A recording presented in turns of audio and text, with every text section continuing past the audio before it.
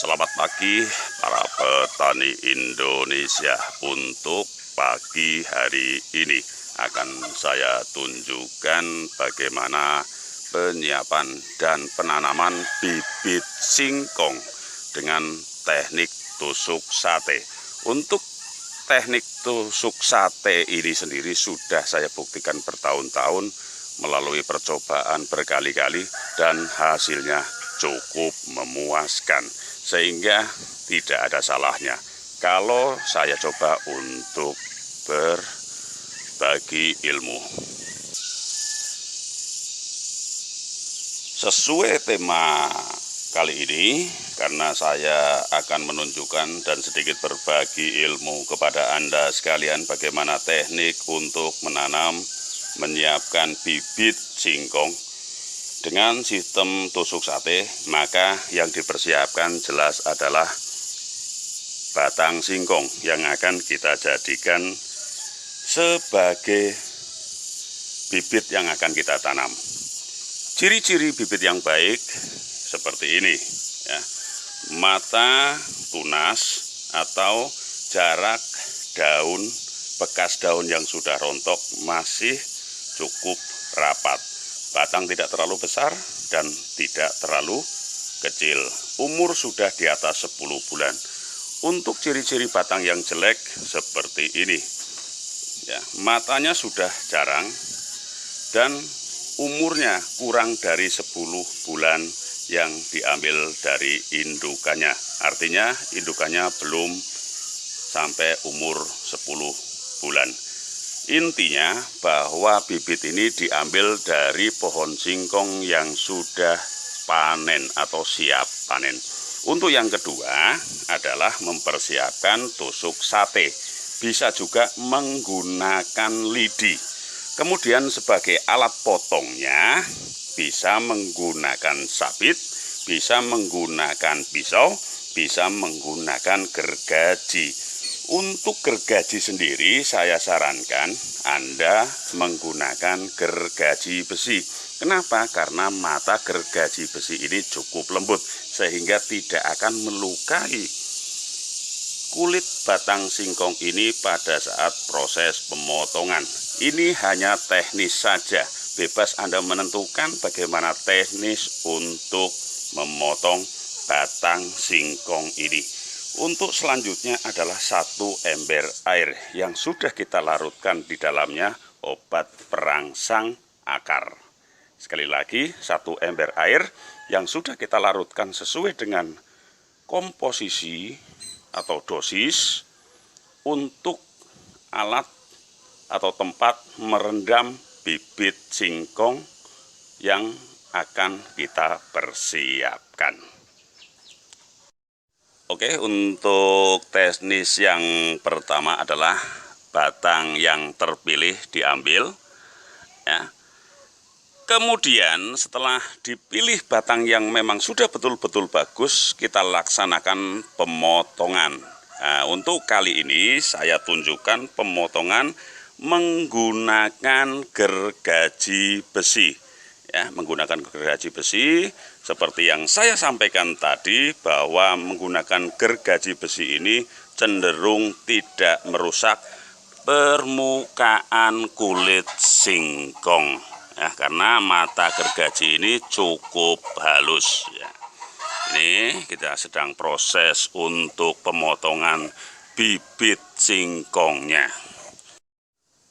Batang singkong yang sudah kita potong, ya, yang tadi kita sudah potong, panjangnya untuk sistem tusuk sate ini tidak perlu panjang-panjang.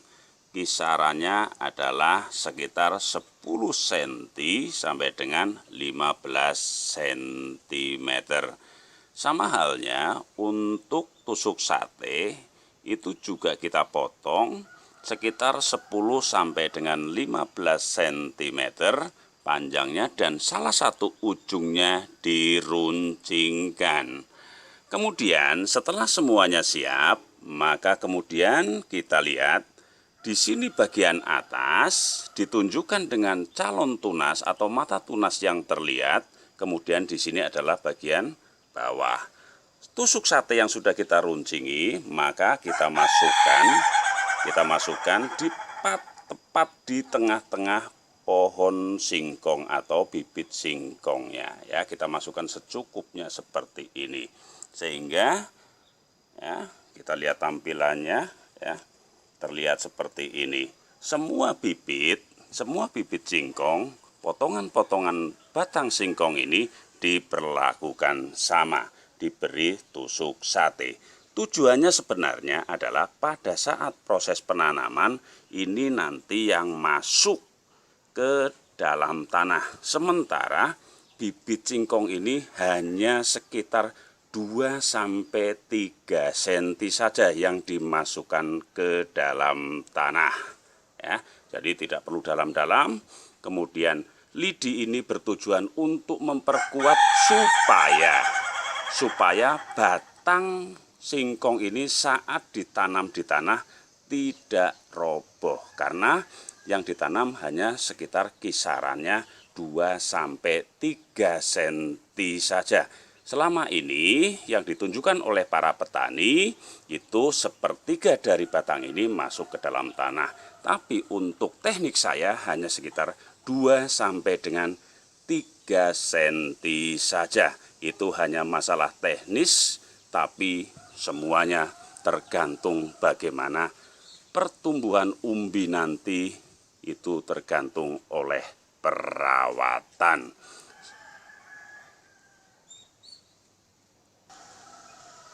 Kemudian bibit yang sudah siap seperti ini, ya ini hanya sebagai contoh saja, maka saya contohkan hanya 3 batang. Kita masukkan ke dalam ember yang di dalamnya sudah dilarutkan untuk perangsang akar, ya. Ini tidak usah seluruhnya masuk ke dalam airnya, ya, hanya sebagian kecil saja di tempat kira-kira di mana nanti akan tumbuh akar, ya. Kita masukkan semuanya, ya, seperti ini. Jadi hanya sebagian kecil saja yang masuk ke dalam air. Kemudian didiamkan kurang lebih selama 30 menit sampai dengan 1 jam. Sebenarnya jika tidak direndam dalam larutan perangsang akar pun tidak masalah, karena untuk batang atau bibit singkong ini gampang sekali tumbuh akar. Tapi ini untuk proses percepatan penumbuhan akar di batang, maka setiap kali saya mau menanam pohon singkong, saya upayakan untuk merendam batang-batang singkong yang saya jadikan bibit ini ke dalam larutan perangsang akar.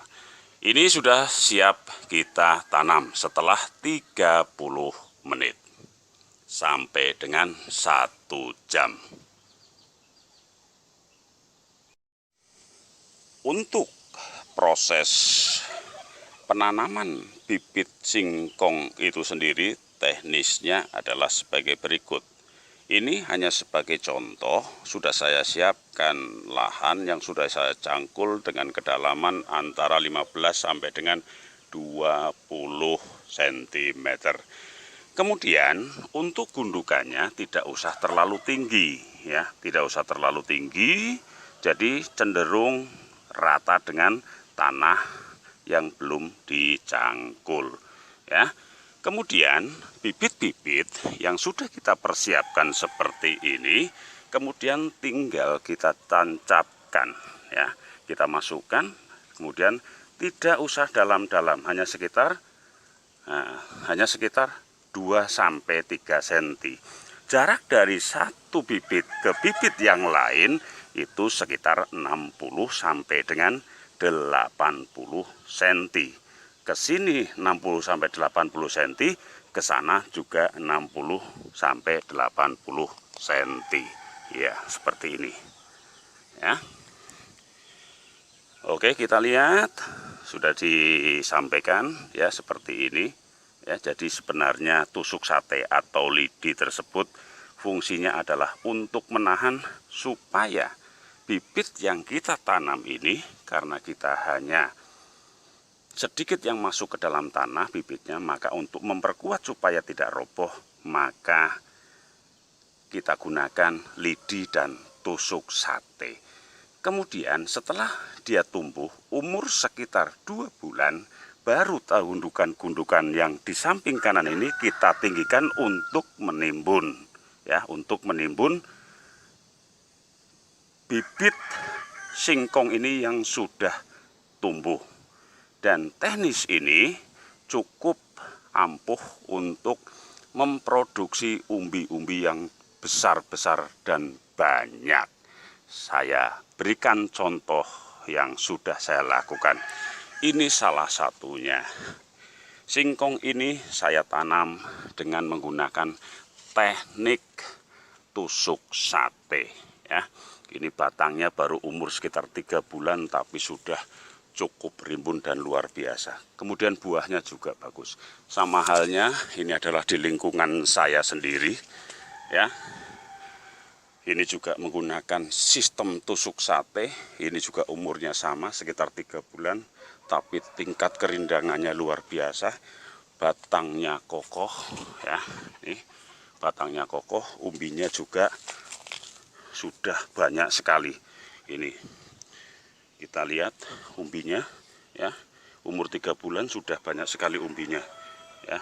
Ini karena umbi ini tidak terlalu banyak tekanan oleh tanah sehingga dia perakarannya kuat, umbinya berkembang ke kanan dan ke kiri sekitar pohon.